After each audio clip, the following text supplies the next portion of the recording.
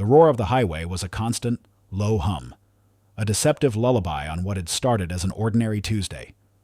Buster, a magnificent golden retriever, with eyes the color of warm honey and a tail that wagged with an almost absurd optimism, lay curled in the back seat of the Miller family's sedan. The air conditioning hummed, cool and comforting against his fur, a stark contrast to the growing unease tightening in his chest. He'd sensed it hours ago, a subtle shift in the family's usual easy banter, replaced by hushed whispers and quick, darting glances towards him. They pulled into a desolate gas station, an island of flickering neon and concrete in a sea of dusty fields. Mr. Miller, a man Buster had known since puppyhood as the bringer of treats and belly rubs, got out, his movements stiff. Mrs. Miller, usually so quick with a gentle stroke, avoided his gaze, her lips pressed into a thin line. Buster watched, his ears perked, a nervous whine building in his throat. He saw Mr. Miller fiddle with the gas pump, then glance back at the car, a strange, calculating look in his eyes. A moment later, the back door creaked open. "All right, Buster. Out you go," Mrs. Miller said, her voice unusually flat, devoid of its usual affection. Buster hesitated, his tail giving a tentative thump. This wasn't their usual rest-stop routine. He loved stretching his legs, sniffing out new smells, chasing imaginary squirrels. But this felt different. There was no leash in her hand, no promise of a walk. Still, he hopped out, his paws landing softly on the hot asphalt. He shook himself, scattering dust from his golden coat, then turned, ready to follow them into the convenience store. But they weren't going inside. They were getting back into the car. Panic, cold and sharp, pricked at him. He barked, a questioning yip, then a louder, more insistent demand. "Stay, Buster." Mr. Miller's voice, usually gruff but kind, was sharp, almost a command. The engine rumbled to life, a low growl that mirrored the dread in Buster's stomach. He took a step forward, then another, his large paws pounding the ground as he tried to keep pace with the slowly moving vehicle. "Wait, don't leave." His barks seemed to plead, desperate, high-pitched. He ran alongside the car, his eyes wide with a plea they refused to meet. He saw Mrs. Miller turn away, her shoulders hunched. He saw Mr. Miller's hand tighten on the steering wheel, his gaze fixed straight ahead. The car picked up speed, the tires spitting gravel. Buster's powerful legs pumped, his breath coming in ragged gasps. But the distance between them widened, growing relentlessly. He stopped, skidding to a halt in a cloud of dust, his chest heaving. The red taillights, once a familiar comfort, now receded into tiny points of light, mocking his desperate pleas. Then they vanished completely, swallowed by the shimmering heat haze of the horizon. Silence descended, vast and oppressive. The roar of the highway, once a constant, now sounded hollow, indifferent. Buster stood alone in the empty gas station lot, surrounded by the smell of exhaust fumes and stale coffee. The initial confusion morphed into a searing, gut-wrenching realization. They were gone. They had left him. The family he had loved unconditionally. The people he had sworn to protect had driven away and abandoned him. His tail, once a beacon of joy, drooped, a heavy weight. His honey eyes, usually bright with life, dimmed, reflecting the vast, empty expanse of his sudden, profound betrayal. The world, which had always felt safe and predictable, had just shattered into a million painful pieces. The first night was a blur of primal terror and disbelief. Buster paced the perimeter of the gas station, his paws aching, his nose constantly twitching for a familiar scent that never returned. The fluorescent lights of the convenience store hummed, a cruel reminder of the warmth and shelter he'd once known. Every car that pulled in ignited a frantic hope, only to extinguish it as strangers emerged, none of them the faces he yearned for. By dawn, exhaustion claimed him, and he collapsed behind a dumpster, the concrete cold beneath his trembling body, the emptiness in his stomach a dull ache. Days bled into each other, each one a relentless test of survival. The gas station attendants, busy with their own routines, paid him little mind, occasionally leaving out scraps that Buster devoured with a desperate hunger he'd never known. But sustenance wasn't enough. An invisible tether still pulled at his heart, a desperate need to find his family, driven by an instinct more powerful than hunger or fear. Buster began to follow the faint, lingering scent of their car's tires, a trail leading him away from the gas station and into the unknown. He walked for what felt like an eternity, his pads growing raw, his once sleek coat becoming matted with dust and burrs. The highway, once just a distant hum, became a roaring monster, its asphalt scorching his paws. He dodged speeding vehicles, his heart hammering against his ribs, each near miss a stark reminder of his vulnerability. The sun beat down mercilessly, and the lack of clean water was a constant torment. He sniffed at puddles, lapped at stagnant ditches, anything to quench the searing thirst. One sweltering afternoon, as he trudged along a lonely stretch of road, a large semi-truck rumbled to a stop a few yards ahead. Buster instinctively tensed, ready to bolt. But the driver, a burly man with kind eyes and a grizzled beard, slowly opened his door.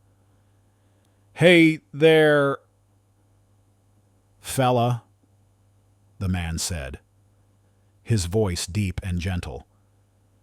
"You look lost." Buster's tail gave a hesitant twitch. The man moved slowly, deliberately, not wanting to spook him. He pulled a large plastic bowl from his cab and filled it with fresh, cool water from a cooler. Buster, driven by an overwhelming thirst, cautiously approached, burying his muzzle in the water, drinking until his belly ached. It was the purest, most refreshing water he'd tasted in days. The truck driver, whose name was Frank, sat on the running board, watching him. "Poor boy. You got a collar, but no tag. Someone dumped you." "Huh." He sighed, a sound of weary resignation. Frank offered Buster a piece of jerky, which the dog devoured in a single gulp. For a fleeting moment, Buster leaned into Frank's hand when he reached out, a wave of comfort washing over him. It was the first human touch he'd experienced since his abandonment. A brief, fragile connection in a world that had suddenly become hostile. Frank talked to him softly, stroking his head, scratching behind his ears, all the familiar gestures of affection Buster had once taken for granted. Hope, tiny but tenacious, flickered within him. Maybe this man would take him. Maybe this was the end of his lonely journey. But then Frank stood up, his face etched with regret. "I wish I could take you, boy. My rig ain't set up for a dog, and I'm on a cross-country haul. My company wouldn't allow it." He gave Buster one last mournful pat, then climbed back into his massive truck. Buster watched, his heart sinking with each heavy revolution of the tires. Frank rolled down his window, offering a final, apologetic wave. "Good luck. Fella, hope you find your way home." Then, with a roar, the truck pulled away, leaving Buster once again in a cloud of dust, the scent of diesel and the fading hope of rescue hanging in the air. The bowl of water remained, a testament to a transient kindness. But the deep, gnawing ache of abandonment returned, sharper than before. He was still alone, his journey far from over. Buster's journey became a blur of instinct and sheer will. His paws, once soft and pampered, were now calloused and cracked, each step a dull throb of pain. He walked through sprawling farmlands, the scent of rich earth and distant livestock a tantalizing yet rare.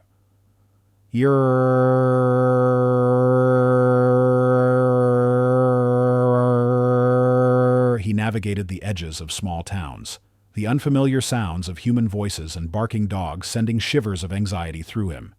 He learned to be invisible, a shadow flitting between bushes and behind abandoned buildings, always moving, always searching. The challenges were relentless.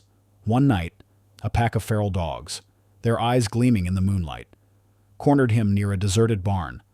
Buster, though weary, snarled, his hackles raised, a primal instinct for survival flaring within him. He was a domestic dog, not a fighter, but the desperation to live, to find his family, fueled a courage he didn't know he possessed. He managed to escape, but not without a painful bite to his flank, a wound that festered in the coming days, adding to his growing misery. The weather turned. A sudden, violent thunderstorm erupted, soaking him to the bone, the relentless rain blurring the already faint scent trail. He shivered uncontrollably, seeking meager shelter under a flimsy bush, the thunder a terrifying roar that echoed his inner turmoil. Hunger became a constant, gnawing companion. He scavenged for anything edible, discarded scraps, fallen fruit, even insects, his once proud demeanor replaced by a desperate, animalistic drive to survive. His ribs began to show through his thinning fur, and his once bright eyes held a haunted, faraway look. Through it all, the phantom scent of the miller's car, faint but persistent, pulled him forward. It was a cruel beacon, a reminder of what he had lost, yet the only thing that kept him from giving up entirely. He clung to it, even as doubt gnawed at the edges of his mind. Why had they left him? Had he done something wrong? The questions circled endlessly, unanswered, deepening his profound sense of confusion and betrayal. One afternoon, after days of relentless walking, Buster found himself at a major crossroads. 4 roads converged, each stretching into a different, unknown direction. The air here was thick with the exhaust of countless vehicles, making the miller's scent almost impossible to discern. He circled, his nose to the ground, frantic, whimpering softly. The familiar scent was here, stronger than it had been in days, but it seemed to emanate from all directions. A confusing overwhelming ice.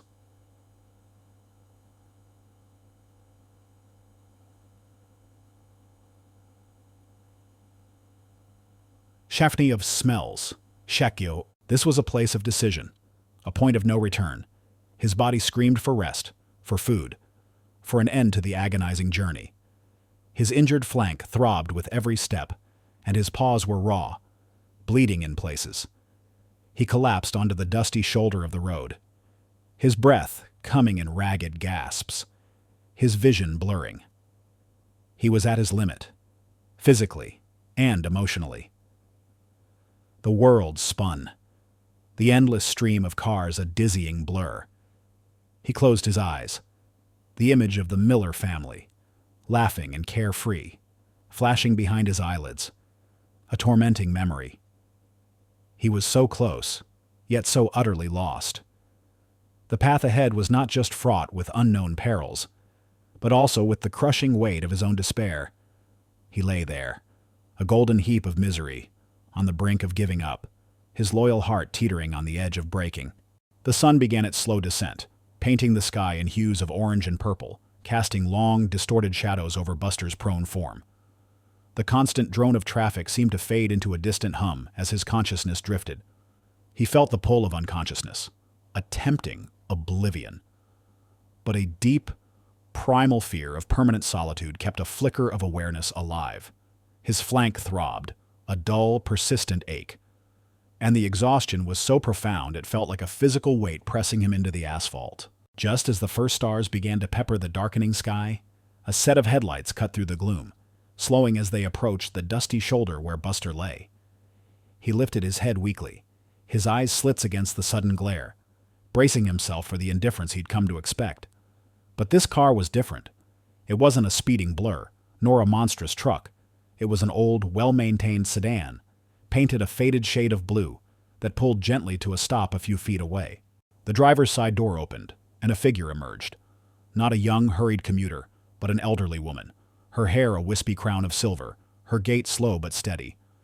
She wore a simple, practical dress, and her face, though lined with age, held an expression of quiet concern. This was Eleanor Vance, a woman who had lived a life of quiet solitude for many years in a small, isolated cabin nestled deep within the surrounding woods. Loss had taught her to keep her heart guarded. But Buster's vulnerable form stirred something deep within her. Eleanor approached cautiously, her voice soft, almost a murmur. "Oh, you poor thing," she cooed, her eyes taking in his matted fur, his gaunt frame, and the raw patches on his paws. She knelt slowly, wincing slightly as her old knees protested, and extended a hand, palm open, signaling no threat. "It's all right, boy. I won't hurt you." Buster flinched, a low growl rumbling in his chest, a reflexive defense against the world that had betrayed him. But there was no malice in her eyes, only a profound, almost aching empathy. He caught the gentle scent of lavender and old books, a comforting aroma that contrasted sharply with the harsh smells of the highway. Slowly, hesitantly, he lowered his head, his tail giving the barest, almost imperceptible twitch. Eleanor sat beside him for a long time, not pushing, just existing. She spoke in soothing tones, murmuring about the stars, the quiet of the evening, and how sorry she was that he was hurting. After a while, she produced a thermos and a small, collapsible bowl. "Here, sweetie. Just a little water." The water was cool, almost miraculous. He drank deeply, then lifted his head, his eyes meeting hers. He saw not pity, but understanding. With a soft sigh, Eleanor gently placed a hand on his head, stroking his fur with a feather-light touch. Buster, who had braced himself for rejection, for more pain, felt an unexpected warmth spread through him. The touch was tentative, yet it held an undeniable comfort. A silent promise. "Let's get you out of this dust," Eleanor said, her voice a gentle coaxing. She didn't try to pull him, but instead walked slowly towards her car, leaving the door open. Buster, against every instinct that told him to run, to stay hidden, found himself pushing to his feet. He limped towards the sedan, his body aching, but drawn by the quiet, unwavering kindness radiating from the old woman. Getting into the car was a monumental effort, but Eleanor patiently guided him, supporting his trembling body. The back seat was soft, covered with an old, familiar-smelling blanket. As the car pulled away from the lonely crossroads, the lights of the gas station fading behind them, Buster rested his head on the worn fabric. He was still in pain, still hungry, but for the first time in days, the crushing weight of utter solitude began to lift. He was no longer alone. A glimmer of something fragile, yet powerful, began to bloom in his weary heart hope, born from the quiet, unexpected kindness of a stranger. Eleanor, her gaze fixed on the winding road ahead, felt a similar, tentative warmth. She knew taking in a stray was a risk, an invitation for more heartache. But looking at Buster's exhausted, trusting face in her rearview mirror, she knew she had made the right choice. Life at Eleanor's cabin was a stark contrast to the relentless struggle Buster had endured. The quiet rhythm of the days, punctuated only by the chirping of birds and the rustle of leaves, slowly began to mend his broken spirit. Eleanor, true to her nature, provided not just food and water, but a gentle, unwavering presence. She cleaned his wound diligently, applied soothing salves, and spoke to him in soft, reassuring tones. He ate regular, nourishing meals, and the gauntness in his frame gradually began to recede, replaced by a healthier fullness. As his physical wounds healed, Buster's inherent intelligence and gentle nature re-emerged. He learned Eleanor's routines quickly, anticipating her movements, following her from the small kitchen to her armchair by the window where she read for hours. He would lie at her feet, a silent, comforting presence, his head occasionally resting on her slippered foot. He was still wary, a subtle twitch of his ears, or a sudden glance towards the door betraying the lingering fear of abandonment. But Eleanor never pushed him, allowing him the space he needed to trust again. It was during these quiet moments that Eleanor, with her sharp mind and keen observation skills, began to notice the subtle nuances of Buster's behavior. He wasn't just a stray. He was a dog who had clearly been trained, perhaps even pampered. He understood commands with a single word, possessed an unusual sensitivity to her moods, and would sometimes whine softly, staring out the window with an almost human sadness in his honey eyes. The way he would nudge her hand for a pat, not a demand, but a quiet request for reassurance, spoke of a deep connection he once shared with someone One afternoon, as Eleanor sat reading, Buster suddenly stiffened. His ears perked, his head tilted, and a low, guttural growl rumbled in his chest. Eleanor looked up, startled. There was nothing outside, no sound, no movement. Yet Buster's reaction was profound, almost visceral. He whined again, a mournful, searching sound, then began to pace, his nose twitching as if trying to catch a phantom scent. It was then that Eleanor realized he wasn't reacting to something present, but to something absent. A memory, perhaps, or a lingering scent too faint for her to detect. She remembered the worn collar he still wore when she found him, a good quality leather one, but with no tag. She had carefully removed it to clean him, noticing the faint impression on the leather where a metal tag must have once been. The thought had crossed her mind then, but she dismissed it as mere conjecture. A dog lost, a family grieving. But Buster's deep-seated sadness, the way he would sometimes stare off into the distance as if searching for someone, convinced her otherwise. One evening, a local news report played softly on Eleanor's old television, a retrospective on a long unsolved missing person case from years ago. A child, a young boy from a prominent family, had vanished without a trace, and the story briefly mentioned the family's beloved golden retriever, also disappearing around the same time. Buster, who had been dozing by the fireplace, suddenly lifted his head. His ears swiveled towards the television, and he let out a low, mournful howl, a sound filled with a pain so profound it sent a shiver down Eleanor's spine. He wasn't just reacting to the sound, he was reacting to the story. A chilling realization dawned on Eleanor. This wasn't a simple case of abandonment. This was a dog with a past, a story intricately woven with human events, perhaps even a tragedy. The Millers, the family who had abandoned him, were merely the last chapter, not the beginning. She looked at Buster, truly looked at him, and saw not just a rescued stray, but a lost soul carrying the weight of a secret. A purpose, quiet but resolute, began to form in Eleanor's mind. She had found him, had nursed him back to health. Now, she would help him find his truth. Eleanor Vance had always been a woman of quiet resolve. Her years as a librarian had honed her research skills, instilling in her a methodical approach to uncovering information. Now, this intrinsic curiosity, coupled with a deep, newfound affection for Buster, ignited a purpose she hadn't felt in decades. She saw the profound sadness in his eyes, a silent plea for answers, and she knew she couldn't ignore it. Buster wasn't just a dog she had saved. He was a mystery, waiting to be solved. Her first step was meticulous observation. She studied Buster's reactions to various stimuli, the sound of certain car models, the distant wail of a siren, specific types of music on her radio. He seemed particularly agitated by the scent of a common, low-grade gasoline, not the premium fuel she usually bought.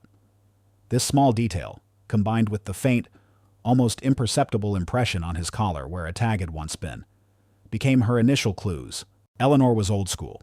She didn't have internet access beyond what her limited cell phone could provide. So her investigation began with her well-stocked personal library and regular trips to the local public library in the nearest town, a small community called Oakhaven. She pored over old newspapers, focusing on local stories from the past 5 to 10 years that involved missing pets or unusual incidents at gas stations along the highway corridor. It was tedious work, sifting through microfilm and dusty archives, but her determination never wavered. Buster, sensing her newfound mission, became her shadow. He would lie patiently by her feet as she meticulously scanned microfiche, occasionally nudging her hand with his nose as if urging her on. When she returned from the library, he would greet her with an excited whimper, as if asking, "Any news?" His deep, knowing eyes seemed to understand the gravity of her task, and his unwavering presence offered Eleanor a silent encouragement. One afternoon, while sifting through old community bulletins from about 7 years prior, Eleanor stumbled upon a small, faded advertisement. It was for a reward, offered for the return of a lost golden retriever named Buddy, described as having distinctive golden fur and a playful disposition. The family offering the reward was listed as the Blackwoods, residents of a prominent estate just a few towns over. A chill ran down Eleanor's spine. The description fit Buster perfectly, and the name Buddy felt intrinsically right, a name that resonated with his gentle soul. Her heart pounded as she noted the date of the advertisement. It was from roughly the same time as the vague news report she had seen about the missing Blackwood child. Could it be a coincidence? Or was Buster, or Buddy, as he might have been, connected to something far more intricate than a simple, lost pet case? The possibility ignited a spark of urgency within her. Eleanor carefully photocopied the advertisement, her hands trembling slightly. She then returned home, her mind racing. She showed the faded paper to Buster. He sniffed it, then nudged it with his nose, a soft whine escaping him. His tail gave a tentative wag, not with joy, but with a deep, complicated emotion Eleanor couldn't quite decipher. It wasn't the ecstatic recognition she might have hoped for, but it was something. A flicker of memory, perhaps, stirred by the old name and the faint image. This discovery was the catalyst. It transformed her quiet investigation into a focused quest.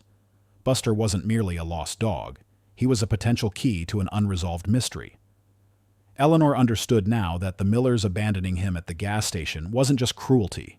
It was a deliberate act, possibly to erase a witness or sever a link to a past they wanted buried. Her purpose solidified.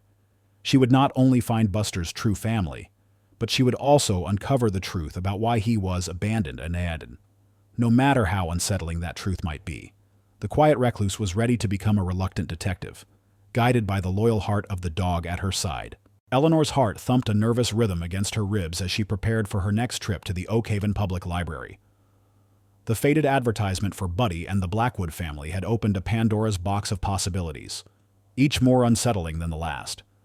She felt a growing conviction that Buster's abandonment wasn't an isolated act of cruelty, but a piece of a much larger, darker puzzle. Armed with her notes and a renewed sense of purpose, Eleanor delved deeper into the library's archives, specifically focusing on news articles concerning the Blackwood family and the period surrounding the disappearance of their child, Leo, roughly 7 years ago. The dusty microfiche whirred as she scrolled through countless pages, searching for a connection, a hidden clue that might link Buster to this prominent, yet troubled, family. Hours later, hunched over the machine, a headline jumped out at her. Stark and chilling. Blackwood heir vanishes police suspect kidnapping. The date matched the general timeline she had established. The article detailed the disappearance of 5-year-old Leo Blackwood from his family's sprawling estate. The Blackwoods were a wealthy and influential family, their fortune built on old money and a successful chain of luxury hotels. The local police had launched an extensive search, but no trace of Leo was ever found. And the case eventually went cold, shrouded in mystery and speculation. As Eleanor read on, her eyes scanned for any mention of a dog, and then she found it, a small, almost throwaway line buried deep within the article. The family's beloved golden retriever, a young male named Buddy, also disappeared from the property around the same time, leading some to speculate he may have tried to follow the boy or was taken along by the abductors. A gasp escaped Eleanor's lips, soft but sharp in the quiet library. The description of the dog, the name Buddy, the timeline, it all perfectly aligned with Buster. Her hands trembled as she printed the article. This wasn't a coincidence. It was a connection. Undeniable and profound. Buster wasn't just abandoned. He was likely a witness, or at the very least, intrinsically linked to the vanishing of a child from a powerful family. The implications were staggering. If Buster was indeed Buddy, then the Millers, who had so callously discarded him, were not his original owners. They were simply the people who had him last, perhaps for a purpose connected to Leo's disappearance. Why would they have him? And why would they abandon a dog that might hold clues to such a significant case? The answers hinted at something far more sinister than simple neglect. Eleanor reread the article, her mind racing, connecting the dots. The Blackwoods had been desperate for Leo's return, offering a substantial reward. The case had gripped the region for months, then years, before fading into local lore. The thought that Buster had been wandering, a living piece of evidence, while a family grieved and a mystery remained unsolved, filled Eleanor with a fierce determination. She considered going to the police, but she knew how skeptical they could be. An elderly woman and a stray dog with a story. It sounded outlandish. She needed more. She needed concrete proof that the Millers were involved, and what their connection to the Blackwoods and Leo's disappearance truly was. As she drove back to her cabin, the setting sun painting the sky in fiery hues, Buster sat patiently in the passenger seat, occasionally nudging her hand with his nose. He had no idea of the bombshell she had just uncovered, or the dangerous path it might lead them down. But Eleanor looked at his calm, loyal eyes and felt a surge of conviction. He deserved the truth, and she, for Buster's sake, would find it. The unveiling of this deceit was just the beginning. The revelation that Buster was likely Buddy, the vanished Blackwood family dog, gnawed at Eleanor. The quiet solitude of her cabin now felt charged with a new, unsettling energy. She had always prided herself on being removed from the world's dramas. But Buster had inadvertently pulled her into a complex web of deceit and hidden agendas. Her research had to become more focused, more precise. Eleanor returned to the library, this time seeking more than just headlines. She looked for obituaries, property records, and any public records related to the Blackwood family and their extended relatives. The initial article mentioned a bitter inheritance dispute years before Leo's disappearance, hinting at family discord. This, she knew, was often the root of deep-seated malice. What she uncovered sent a cold shiver down her spine. The Blackwood family indeed had a complicated lineage, with several distant relatives who felt disenfranchised from the family fortune. Among them was a cousin, a woman named Genevieve Thorne, known for her extravagant lifestyle and a long history of financial instability and petty legal troubles. More significantly, a few years before Leo's disappearance, Genevieve had lost a major lawsuit against the Blackwood estate, attempting to claim a larger share of an inheritance. The timing was too precise to be mere coincidence. Then, the crucial link Eleanor found public records indicating that a few months after Leo's disappearance, the Millers, the very family who abandoned Buster, had suddenly come into a substantial sum of money. Not enough to be instantly wealthy, but enough to pay off significant debts and relocate to a new, smaller town, far from their previous struggles. The source of this income was vaguely listed as an undisclosed family settlement. Eleanor's librarian's instinct screamed, "Follow the money." She discovered that the Millers were distantly related to Genevieve Thorne through an obscure branch of the family tree. It was a tenuous link, easily missed, but it was there. The pieces began to click into place with a chilling precision.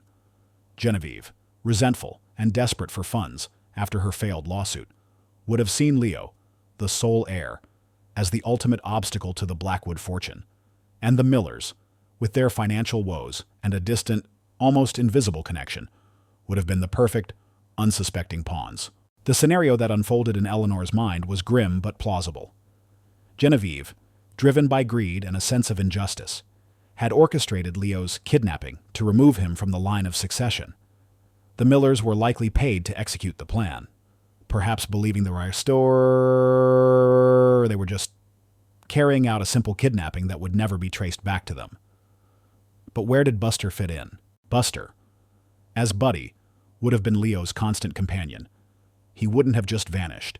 He would have been with Leo, a loyal shadow. If the Millers had taken Leo, then Buddy would have been there too, a living, breathing witness to the act. His abandonment wasn't simply a cruel act by an uncaring family. It was a deliberate attempt to silence a key piece of evidence, to sever any connection that might lead back to their involvement, or, more importantly, to Genevieve Thorne. Eleanor felt a wave of nausea. The Millers weren't Leo's loving family who had simply cast off their pet. They were likely complicit in a child's disappearance, paid off to keep a terrible secret. And Buster, poor, loyal Buster, was collateral damage. discarded like trash, because he knew too much. She looked at Buster now, sleeping peacefully by the fireplace, his golden fur glowing in the lamplight. He looked so innocent, so trusting. The thought of what he must have witnessed, the trauma he must have endured, filled Eleanor with a fierce protectiveness. This wasn't just about finding Buster's old home anymore. This was about justice for a lost child and exposing the dark secrets of a powerful family. Eleanor knew she couldn't tackle this alone. The game had just escalated, and she needed an ally. Someone who understood the labyrinthine paths of crime and justice. Eleanor knew her limits. She was a gifted researcher, but the intricacies of police procedure, legal loopholes, and the art of interrogation were far beyond her. She needed someone with experience, someone who understood the dark underbelly of human nature and the quiet patience required to unravel a cold case. Her mind immediately went to Arthur Finch. Arthur Finch was a name whispered with a mixture of respect and exasperation in Oakhaven. A retired detective, he had a reputation for being brilliant but notoriously cynical, a man who saw the worst in people and rarely bothered to hide it. He'd been the lead investigator on the original Leo Blackwood case, a case that had ultimately led to his early, somewhat disgruntled retirement. He lived a solitary life on the outskirts of town, his days spent fishing and grumbling about the state of the world. Gathering her courage, Eleanor called him. She heard the gruffness in his voice, the weary sigh when she introduced herself. "Mrs. Vance. Don't believe we've met. What can I do for you?" "Mr. Finch. My name is Eleanor Vance. I believe I have some information regarding the Blackwood case. The disappearance of young Leo. 7 years ago." A beat of silence stretched on the line, thick with suspicion. "That case is cold, ma'am. Been cold for years." His voice was laced with a bitterness that spoke volumes about how deeply the unsolved mystery had affected him. "Perhaps," Eleanor countered, her voice calm but firm. "But I believe I've found a key piece of it. A living piece, actually." She hesitated, then added, "It's about Buddy, the dog."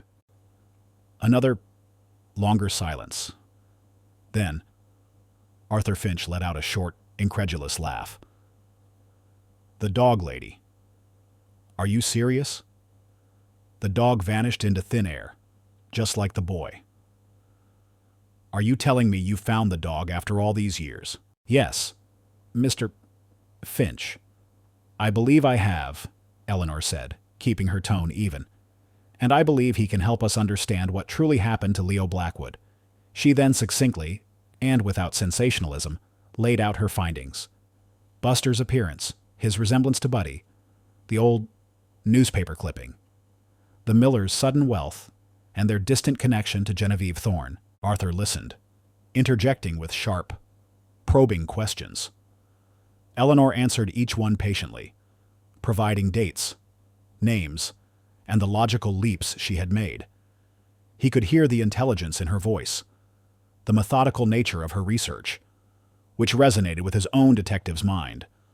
Despite his ingrained skepticism, a flicker of intrigue ignited within him. The Blackwood case was a personal torment, an unfinished symphony of injustice that had haunted his retirement. "All right, Mrs. Vance," he finally said, his voice less gruff, a hint of grudging respect in his tone. "This is unusual, and I'm not saying I believe you yet, but I'll give you an hour. My place. Tomorrow morning, and bring the dog." Eleanor felt a surge of relief, followed by a ripple of apprehension. Arthur Finch was her only shot. The next morning, Buster seemed to sense the importance of the visit. He walked calmly beside Eleanor, his usual wag of the tail replaced by a quiet alertness. Arthur Finch's cabin was even more secluded than Eleanor's, a fortress against the world. He met them at the door, his eyes narrowed, scrutinizing both Eleanor and Buster. Buster, usually wary of strangers, surprised Eleanor. He walked straight up to Arthur, sniffed his outstretched hand, then gently licked it.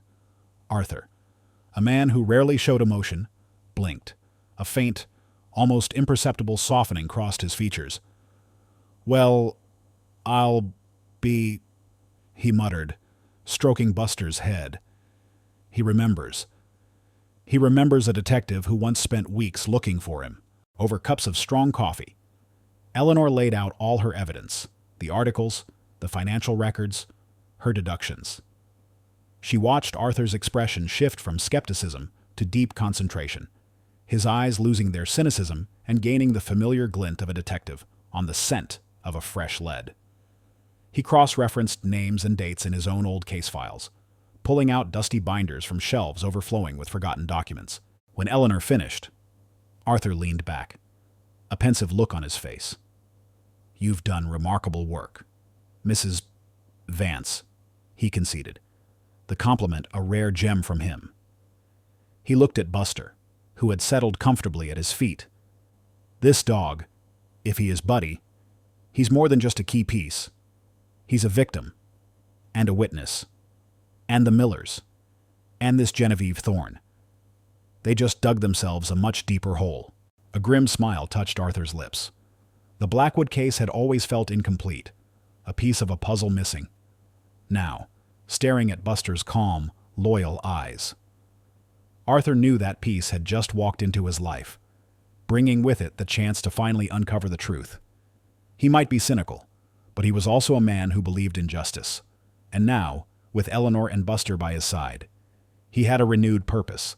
With Arthur Finch now on board, the investigation shifted from quiet research to active detective work. His decades of experience immediately brought a new level of rigor and insight to Eleanor's findings. He had kept meticulous notes from the original Blackwood case, details that had seemed insignificant at the time. But now, with Buster as the unexpected link, gained chilling relevance. Their first step was to revisit the immediate aftermath of Leo Blackwood's disappearance. Arthur pulled out old police reports, witness statements, and even a few grainy photographs of the Blackwood estate. He paid particular attention to the precise timeline of Leo's vanishing and Buddy's presumed disappearance. They said Buddy vanished with Leo, or right after, Arthur mused, tapping a finger on a report. But if the Millers took them, why abandon the dog later? Miles away, because he was a liability, Eleanor interjected, her voice firm. A loyal dog remembers. He could lead someone back to them, or to wherever Leo was taken. They disposed of him once they believed their tracks were covered. Arthur nodded slowly, a grim appreciation in his eyes. Precisely. And if they were paid to make Leo disappear, they wouldn't want a witness, even a canine one, complicating matters. Their focus then turned to the Millers. Arthur had old addresses, but the family had been transient before their supposed windfall.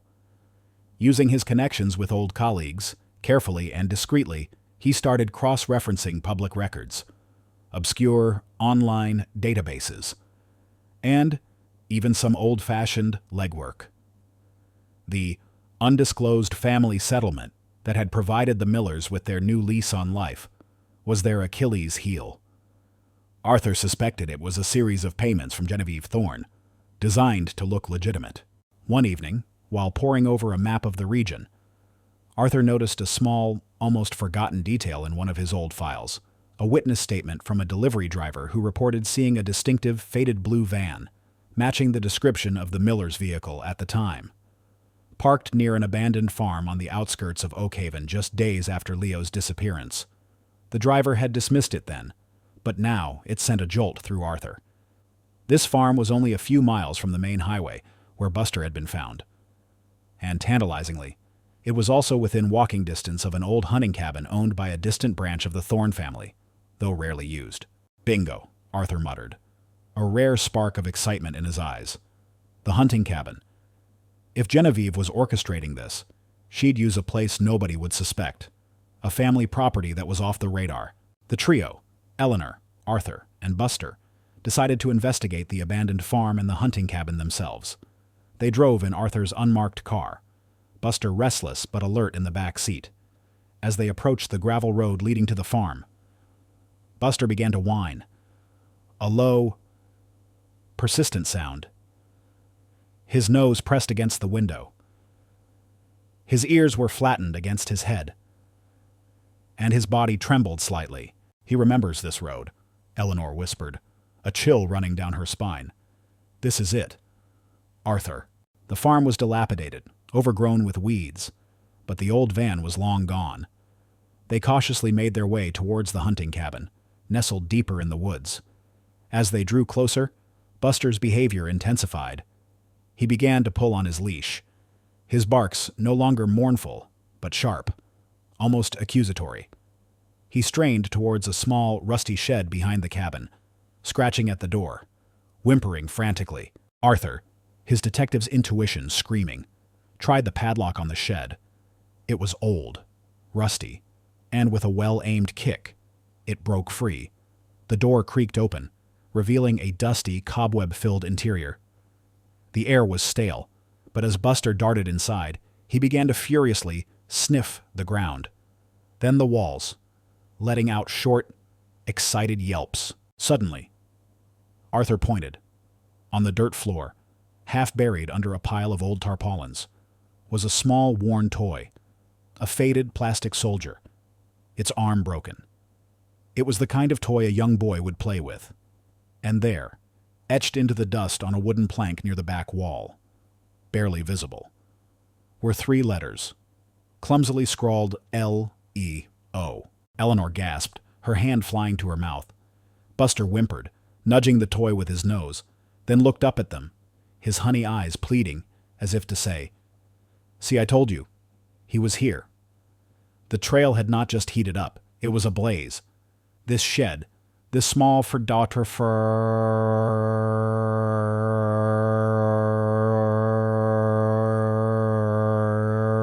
was definitive proof that Leo Blackwood had been here, and Buster, his loyal guardian, had been with him.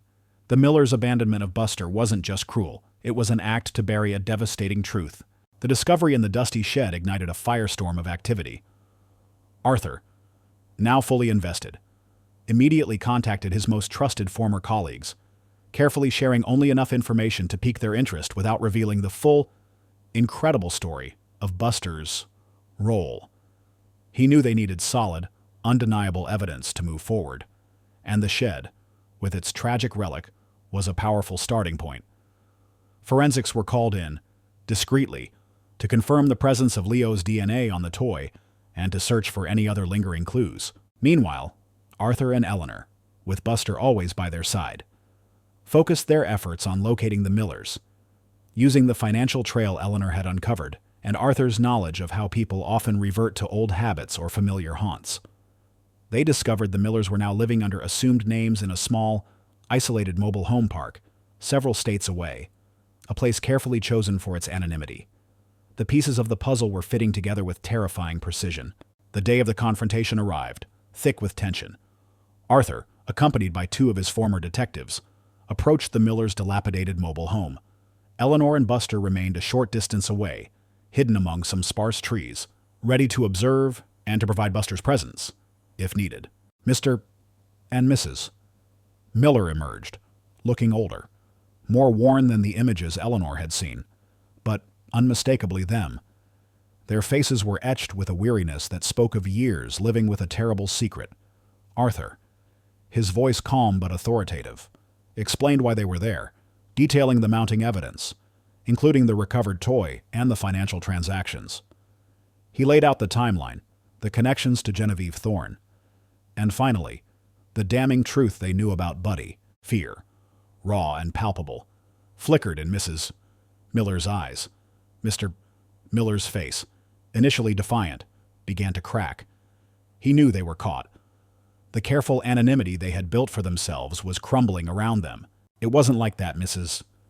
Miller finally burst out, tears streaming down her face. We didn't hurt him." Arthur held up a hand, silencing her. "Then tell us, Mrs. Miller, tell us what happened to Leo Blackwood. Tell us why you abandoned this dog." He signaled to Eleanor, slowly, deliberately. She walked forward, Buster padding silently beside her. As Buster emerged from the shadows, his golden fur gleaming, the Millers gasped. Their faces went ashen, terror mixing with a strange, dawning horror. They hadn't just abandoned a dog. They had abandoned a witness, a living reminder of their complicity. Buster looked at them, his head tilted, his expression unreadable. He didn't bark, didn't growl, just watched, His silent presence was more damning than any accusation. Mr. Miller, seeing Buster, finally broke. The dam burst. Years of guilt and fear pouring out. His voice was hoarse, trembling. Genevieve. It was Genevieve Thorne. She paid us. She wanted Leo out of the way. Said she'd make it look like a kidnapping. Said it would only be for a short time. Just long enough for her to claim the inheritance.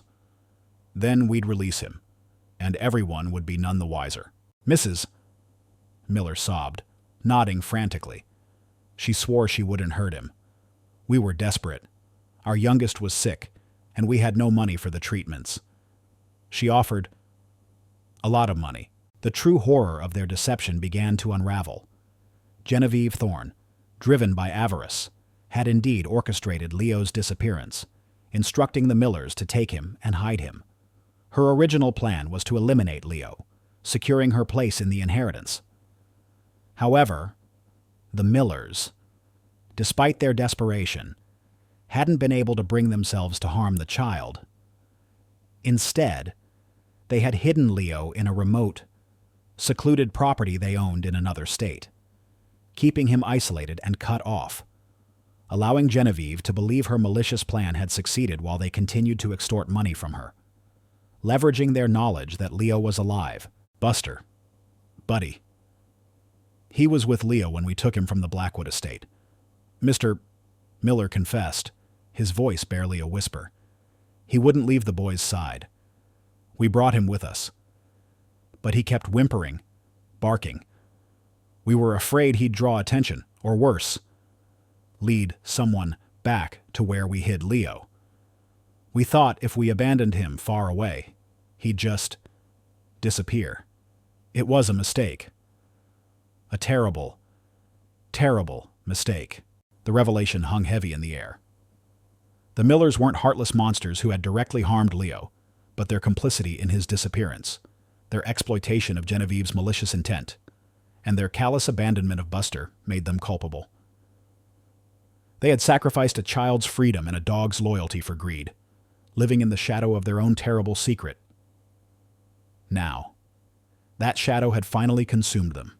The Millers' confession, though born of desperation and years of guilt, provided the critical breakthrough Arthur had been seeking for nearly a decade.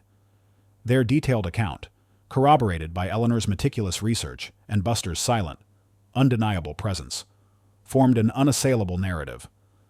The immediate next step was clear: Genevieve Thorne had to be apprehended. Arthur's former colleagues, now convinced by the overwhelming evidence, wasted no time.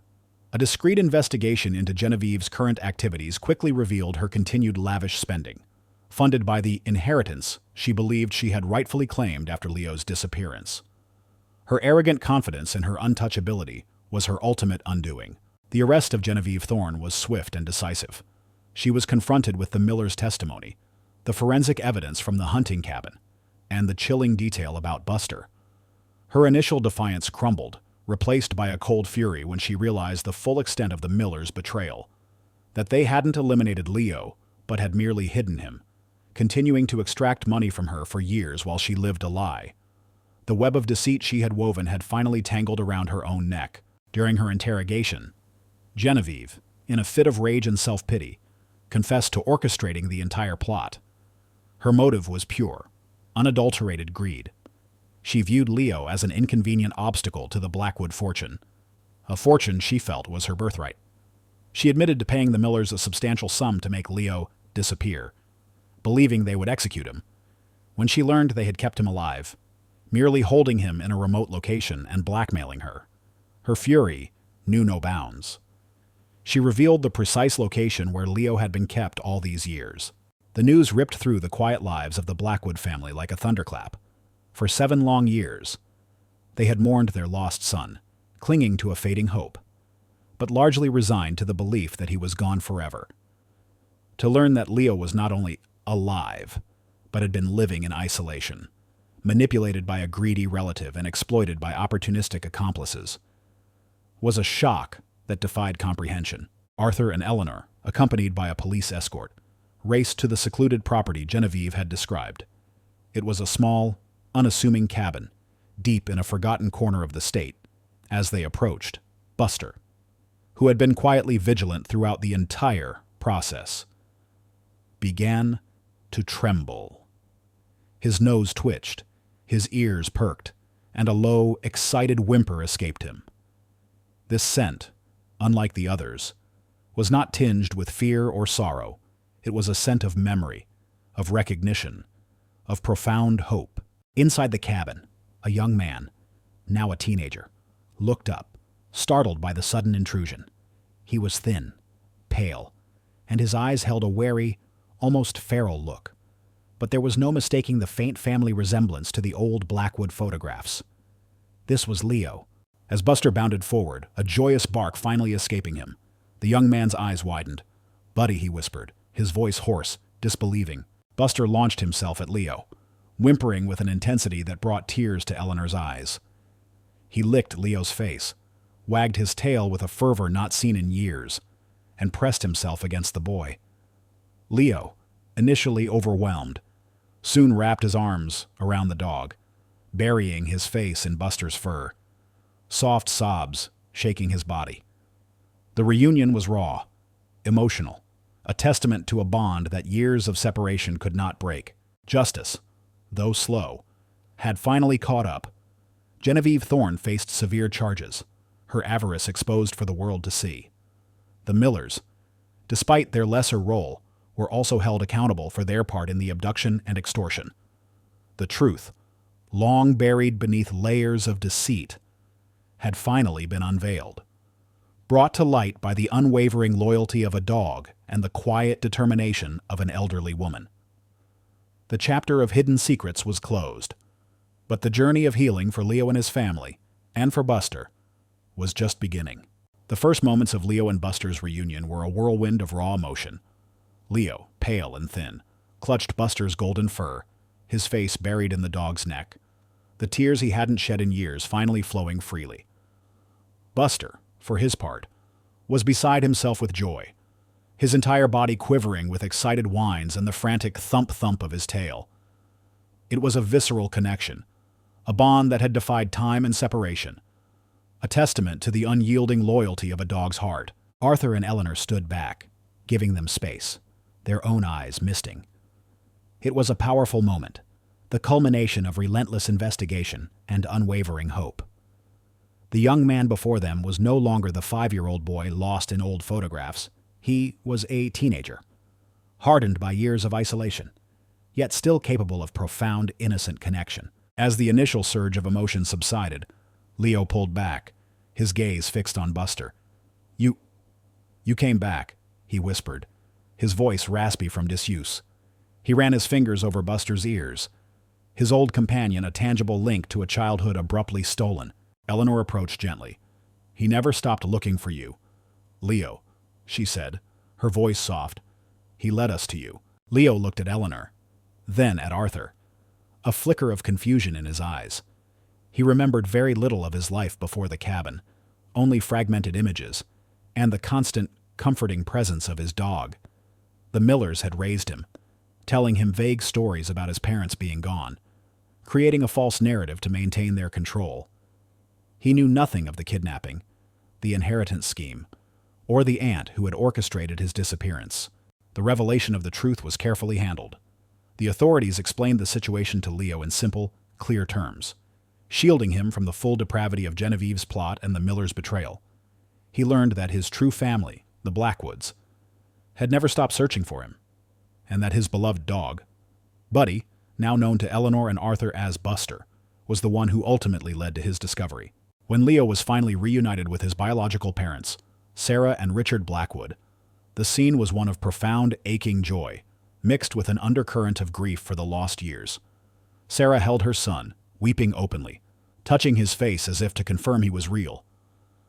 Richard, a man of quiet strength, embraced him tightly, his shoulders shaking.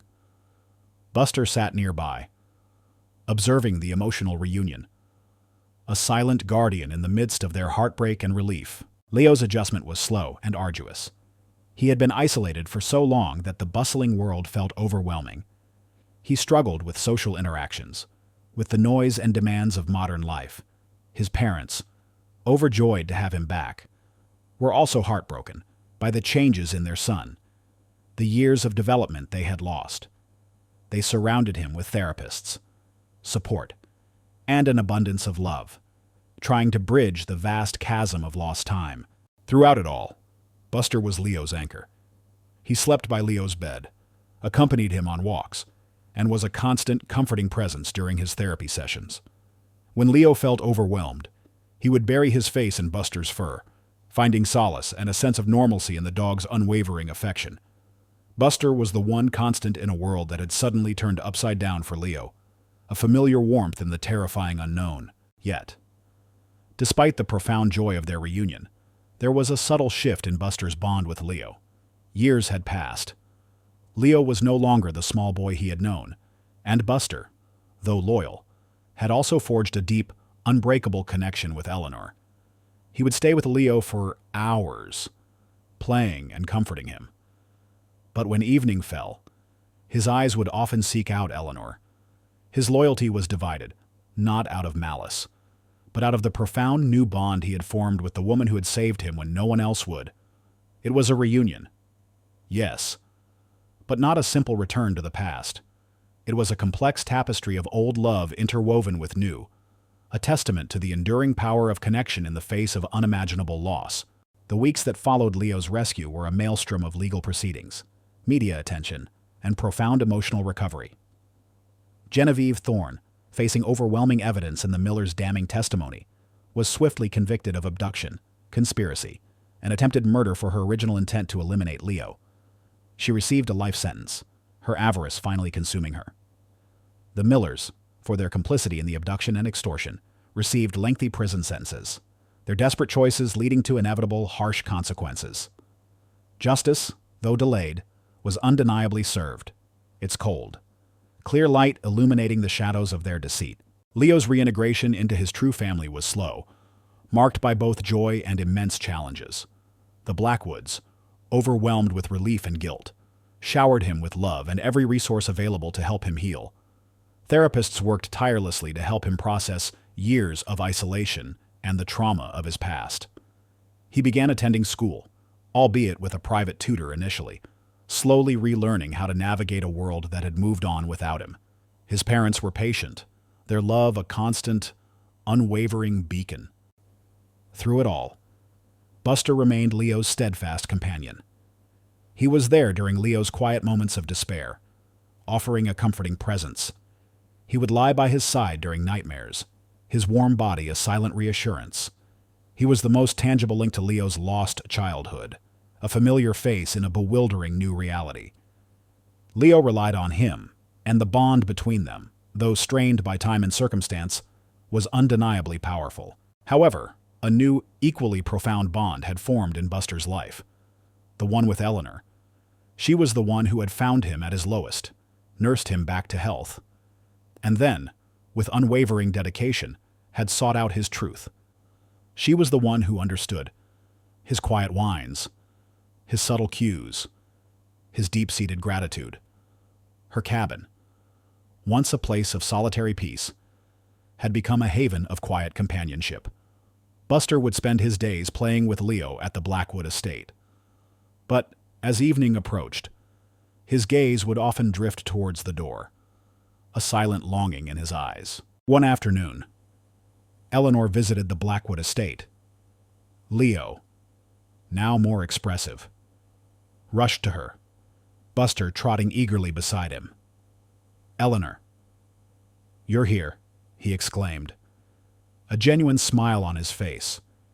He wrapped his arms around her, a gesture that warmed her heart.